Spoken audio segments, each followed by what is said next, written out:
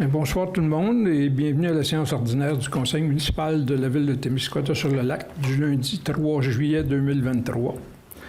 Alors, on va commencer par l'ouverture de la séance et l'adoption de l'ordre du jour. Chaque membre du Conseil l'ayant reçu a été proposé et appuyé et résolu unanimement d'adopter le procès-verbal. Ensuite, on va tomber dans la période d'information. Et je vais demander aux conseillers, en partant de mon extrême droite, de nous donner ses points pour ce soir. Merci beaucoup. Juste un petit moment, André. Ton micro. Oui. Il y avait l'adoption de l'ordre du jour et après ça, le procès-verbal. Il y a 2 actes. Désolé. Pas grave. À tantôt. Alors, on va aller à l'adoption du procès-verbal, proposé et appuyé, résolu unanimement, que le conseil municipal adopte le procès-verbal de la séance du 5 juin. Et on retourne à notre ami Jean-Marc pour ses points d'information. Oui, bonsoir. Je veux attirer votre attention sur les 4 scènes sur le site des 4 scènes, qui est le diffuseur officiel pour nos spectacles. Alors, le samedi 8 juillet, c'est le trio Anicolac, trio acoustique à Pointe-des-Gamouk, à la salle Georges Laplante.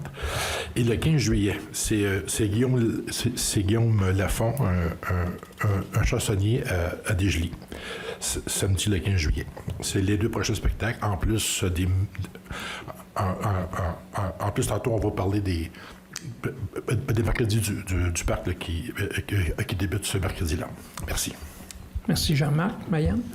Donc, effectivement, je vais vous parler des mercredis du parc qui débutent cette semaine. Donc, à tous les mercredis du mois de juillet, dans le parc Clair-Soleil, secteur Cabano, donc sur la rue commerciale, là, il va y avoir différents spectacles. Donc, cette semaine, on commence avec Hommage à AC/DC. La semaine prochaine, Rock This Country. Ensuite de ça, Hommage à Bob Bissonnette pour le 19 juillet et Sarah Dufour le 26 juillet. Les entrées sont gratuites, donc n'hésitez pas à venir en profiter. Les spectacles commencent dès 20h. Je veux faire un petit retour également sur le demi-marathon de la Fondation de la Persévérance scolaire. Donc, il y avait lieu la fin de semaine de la Saint-Jean-Baptiste. On a eu près de 400 participants, donc tout s'est bien déroulé et ça a été un bel événement. Également, un petit clin d'œil au tournoi de pêche provincial de l'association Chasse et pêche du Témis qui a eu lieu la même fin de semaine. On veut remercier tous les gens d'avoir collaboré pour l'accès au lac, le lavage de bateaux. On veut souligner également la participation de l'OBV, de Pêche et Océan, ainsi que nos nombreux bénévoles qui étaient aux accès sur le lac. Donc, merci à tous qui ont fait la réussite de ce bel événement. Merci Mayanne. Ginette? Pour ma part, juste souligner l'appréciation du comité de la fabrique de la paroisse de Notre-Dame-du-Lac en collaboration avec le club Richelieu de Notre-Dame-du-Lac pour le party hot dog qu'ils ont mis en place. Ce fut une très belle réussite et puis un beau moment pour rencontrer les gens de notre communauté. Félicitations et merci. Merci Ginette. En fait, moi, je veux inviter les gens à participer au 5-14 au Beau-Lieu culturel qui va avoir lieu à tous les vendredis du mois de juillet. Vous pouvez aller aussi consulter leur site web ou suivre leur page Facebook pour avoir plus de détails sur leur activité. Il y a aussi le musée du Témiscouata qui est maintenant ouvert 7 jours sur 7, de 9h à 17h. Il y a une nouvelle exposition, Territoire d'identité. Finalement, c'est un peu les villes qui se sont construites autour des grosses industries, si on veut. Après ça, il y a le Fort & Gare aussi, qui est ouvert 7 jours sur 7, de 9h à 17h. Fait que profitez-en. Merci Pascal. Et pour terminer, nous avons Chantal avec 2 points. Oui, 2 petits points d'information. On a dû fermer les jeux d'eau. Je veux juste informer la population qu'on les a fermés à plus qu'une reprise, puis là, on ne les réouvrira pas tant qu'on n'aura pas une solution adéquate pour le traitement de l'eau. C'est-à-dire que c'est le chlore qui fluctue en tant que tel. C'est pour ça qu'on ne veut pas mettre les gens en danger. Fait qu'on va s'assurer d'avoir des techniciens qui vont venir nous aider sur place. On va calibrer nos machines. Après ça, on va réouvrir les jeux d'eau. Je vais me permettre de spécifier qu'on parle des jeux d'eau du centre récréatif, les jeux d'eau du parc Clair-Soleil étant ouverts sans problème. Merci Mayanne, très important. Fait qu'on parle vraiment au centre PGR. L'autre petit point, c'est qu'il y a plusieurs personnes qui ont remarqué que le tremplin de 3 mètres avait été enlevé pour des raisons de sécurité, seulement pour vous dire qu'on réfléchit présentement comment on peut faire les choses pour soit en remettre un ou de quelle façon on peut faire, mais il y a une analyse qui va être faite, puis on va vous revenir en temps opportun, mais c'est sûr que pour cette année, le tremplin de 3 mètres ne sera pas là. D'un autre côté, on va évaluer tout ça pour arriver à faire en sorte que les gens soient contents à long terme avec ce qu'il y aura d'aménagement à la plage.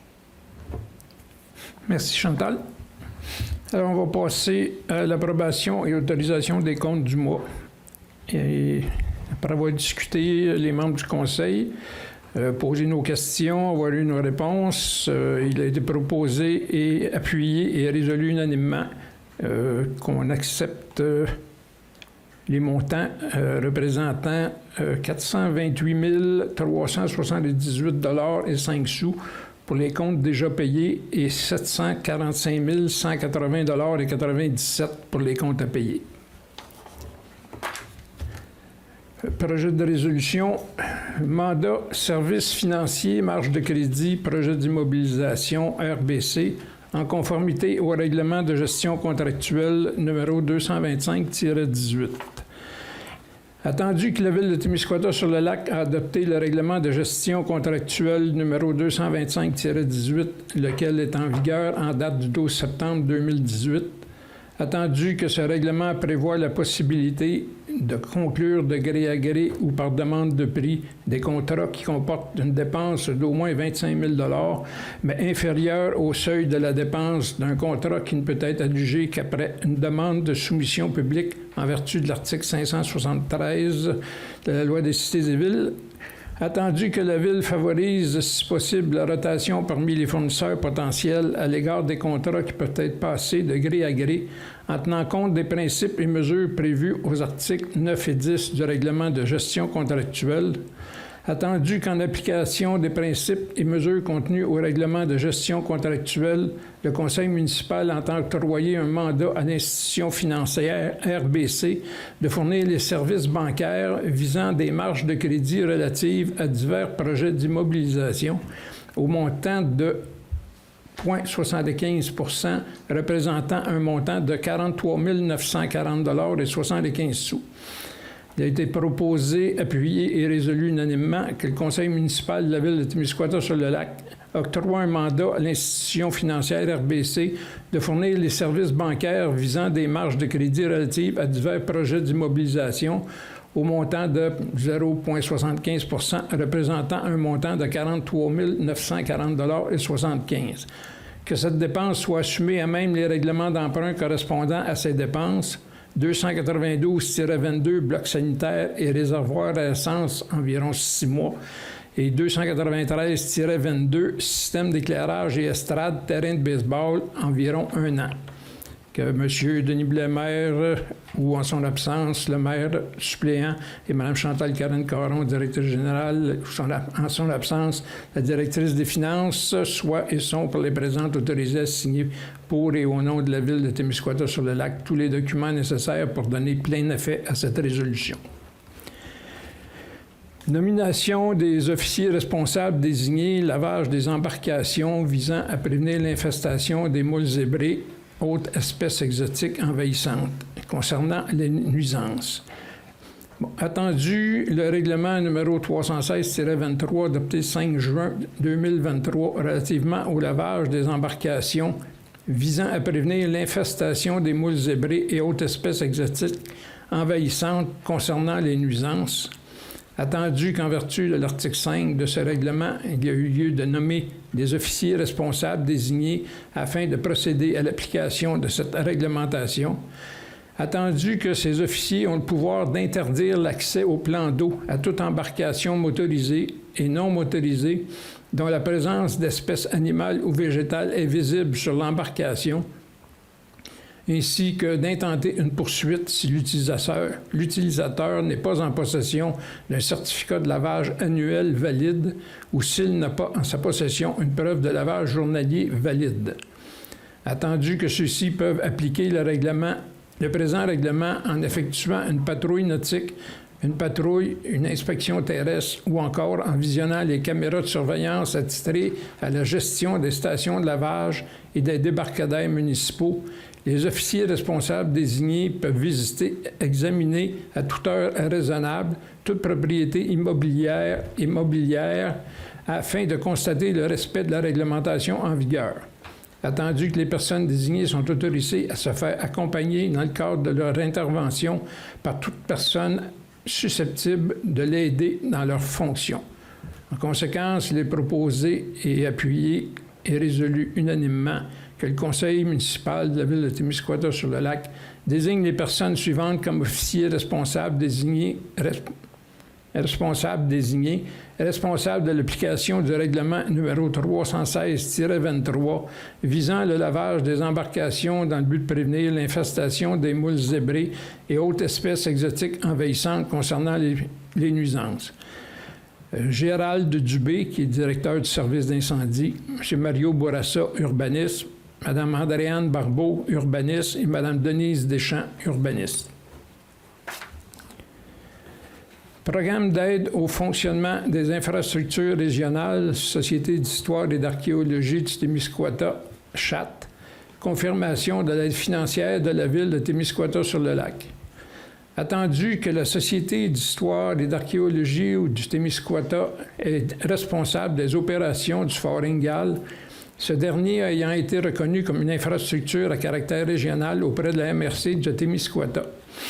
Attendu que cette reconnaissance permet à cet organisme de bénéficier d'un programme de financement pour son fonctionnement pouvant atteindre un maximum de 25 000 par année sur une période de 3 ans, à la condition que la municipalité hôtesse ait contribué en argent et services pour une valeur équivalente à la demande de l'aide financière. En conséquence, il est proposé, appuyé et résolu unanimement que le conseil municipal de la ville de Témiscouata confirme son aide financière à la Société d'histoire et d'archéologie du Témiscouata, laquelle représente un montant de 55 205,34 $ en diverses contributions monétaires et en services. Autorisation pour la Régie des déchets de Témiscouata, RIDT, de procéder au règlement d'emprunt R-014 décrétant une dépense et un emprunt de 456 000 $ pour l'achat d'un chargeur sur route et d'un fourgon utilitaire. Attendu le règlement d'emprunt adopté par le conseil d'administration de la Régie intermunicipale des déchets de Témiscouata le 21 juin 2023, attendu la réglementation en vigueur, que la réglementation en vigueur prévoit que chaque municipalité membre de la RIDT doit autoriser la RIDT à effectuer cet emprunt. Il est proposé, appuyé et résolu unanimement que la ville de Témiscouata-sur-le-Lac autorise la Régie intermunicipale des déchets de Témiscouata à procéder au règlement d'emprunt R-014 intitulé « Règlement décrétant une dépense et un emprunt de 456 000 $ pour l'achat d'un chargeur sur roue et d'un fourgon utilitaire. » Demande de dérogation mineure, propriété sise au 729 rue Villeneuve, lot 2 616 053, Mme Shannon Brown, modification. Bon, ça ici, c'est une résolution que je ne vous lirai pas au complet parce qu'elle a déjà été passée à un précédent conseil. C'est juste qu'il y a un ajustement qui s'est fait au niveau de l'arpentage pour les mesures et qu'on a dû modifier légèrement les mesures là, pour accorder cette dérogation. En conséquence, il est proposé, appuyé et résolu unanimement que le conseil municipal de la ville de Témiscouata-sur-le-Lac entérine la recommandation du comité consultatif d'urbanisme et accepte la demande de dérogation mineure de Mme Shannon Brown conformément à l'emplacement suivant. Permettre une clôture dans une première ligne en direction sud dans le prolongement de la façade de la résidence sur une distance de 13,80 mètres de longueur, pour ensuite se diriger dans une seconde ligne en direction nord-ouest à 5,4 mètres du coin sud-ouest de la résidence et dans une troisième et dernière ligne en direction nord-ouest jusqu'au coin ouest de l'immeuble faisant l'objet des présentes. Et cette résolution annule et remplace la résolution numéro 23-06-144. Demande de dérogation mineure, propriété sise au 74 route des Érables, lot 2 617 064, M. Michael Paradis.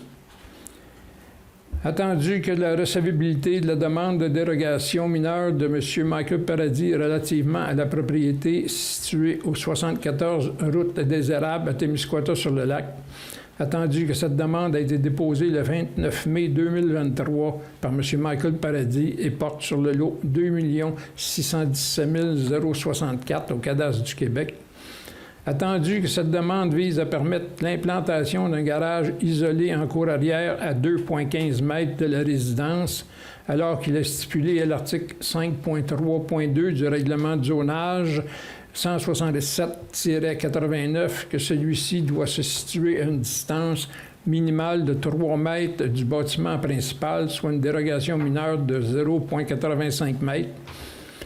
Attendu que les différents besoins en rangement du demandeur nécessitent la construction d'un garage isolé et que celui-ci sera implanté en cour arrière du côté droit du terrain, attendu qu'à l'arrière du terrain, il y a une forte pente et des arbres, ce qui ne permet pas d'éloigner davantage le garage de la résidence, attendu que le futur garage sera positionné pratiquement au même endroit que la remise existante dans la cour arrière, laquelle possède 2 sections détachables qui seront déplacées afin de permettre l'implantation du garage, attendu que les sections de la remise seront relocalisées séparément en cour arrière et seront conformes en tout point au règlement en vigueur, attendu que l'entrée résidentielle asphaltée est située du côté droit de la résidence et que le stationnement s'effectue en cour avant et en cour latérale droite, attendu que les frais de cette demande ont été acquittés, attendu la recommandation favorable du comité consultatif d'urbanisme, il est proposé, appuyé et résolu unanimement que le conseil municipal de la ville de Témiscouata-sur-le-Lac entérine la recommandation du comité consultatif d'urbanisme et accepte la demande de dérogation mineure de M. Michael Paradis.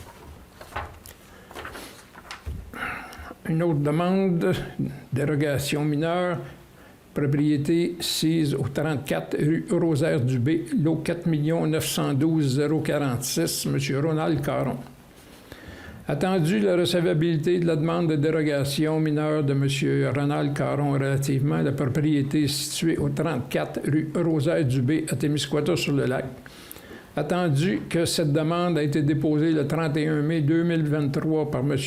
Ronald Caron et porte sur le lot 4 912 046 au cadastre du Québec, attendu que cette demande vise à rendre réputé conforme l'agrandissement du bâtiment accessoire d'une superficie totale de 57,5 mètres, alors qu'il est stipulé à l'article 5.3.3.2 du règlement de zonage 167-89 que la superficie maximale autorisée pour les bâtiments accessoires des maisons mobiles et unimodulaires est de 45 mètres carrés, soit une dérogation mineure de 12,5 mètres carrés. Attendu qu'une demande de permis a été déposée préalablement par le demandeur pour l'agrandissement d'un garage, attendu que les travaux d'agrandissement ont débuté avant d'avoir obtenu le permis du service de l'urbanisme, attendu que des normes spécifiques s'appliquent aux bâtiments secondaires des maisons mobiles et unimodulaires, attendu que l'agrandissement se fait à l'arrière du garage existant et possède la même largeur, attendu que les frais de cette demande ont été acquittés, attendu la recommandation favorable du comité consultatif d'urbanisme, il est proposé, appuyé et résolu unanimement que le conseil municipal de la ville de Témiscouata-sur-le-Lac entérine la recommandation du comité consultatif d'urbanisme et accepte la demande de dérogation mineure de M. Ronald Caron. Et maintenant, on va dans la réglementation, un avis de motion, et notre consoeur Mayanne va nous les lire. Donc, avis de motion, règlement numéro 317-23, amendant le règlement numéro 101-14, règlement général sur les affaires de la municipalité, stationnement par Clair-Soleil et rue de l'Or-Ménard. Je, Mayane Cyr-Paradis, conseillère, donne avis de motion que lors d'une séance subséquente du Conseil, présenterai un règlement portant le numéro 317-23, amendant le règlement numéro 101-14, règlement général sur les affaires de la municipalité. Le but de ce règlement est de modifier l'annexe A afin d'y ajouter une interdiction de stationner dans le stationnement du parc Clair-Soleil, situé près du bloc sanitaire, ainsi que sur la rue Delors-Ménard.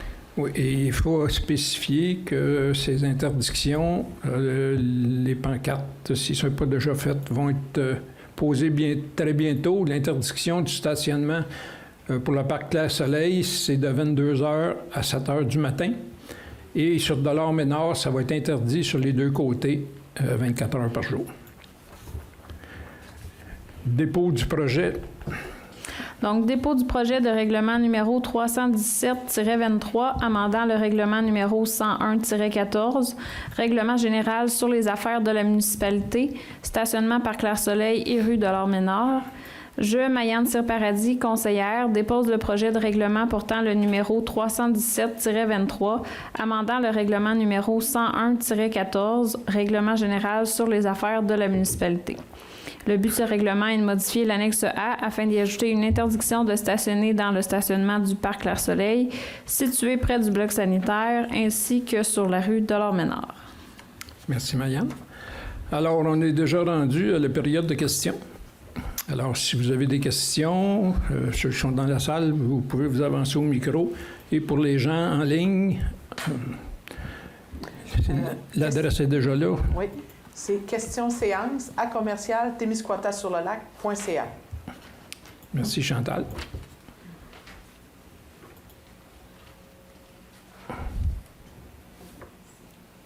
Il n'y a pas de questions. Il n'y a pas de questions? Personne? On donne-tu un petit deux minutes pour être sûr que les auditeurs...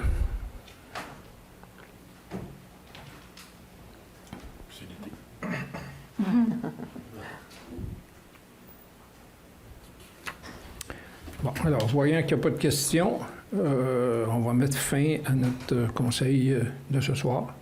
Alors, il est proposé par... Rémi Dumont. Et appuyé par... Mayane Cyr-Paradis. Et résolu unanimement que la séance soit levée à 7h24. Le prochain pionnier, c'est quand?